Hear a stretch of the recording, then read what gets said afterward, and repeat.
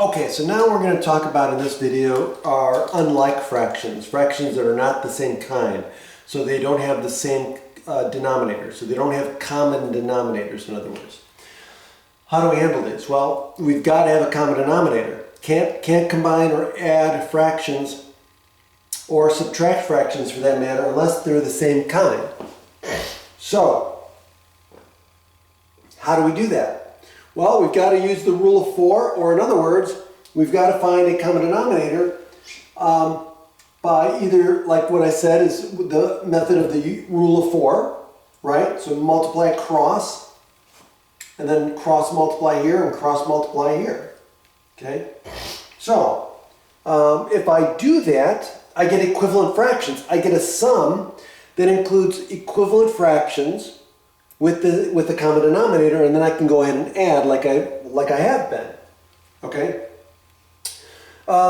There's another thing that we want to get the least common divisor, what we call the LCD. The LCD is the least common divisor.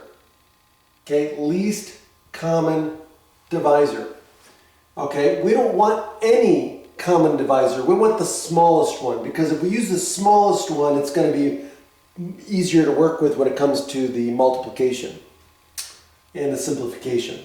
This is also called the least common multiple of the denominators. That's what we want. We want the least common multiple.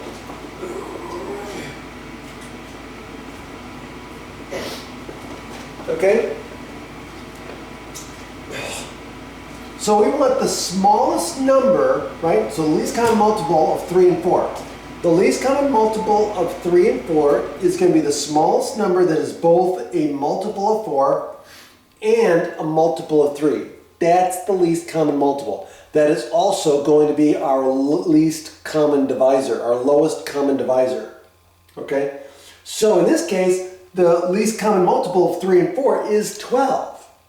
Right? So we want this to be equal to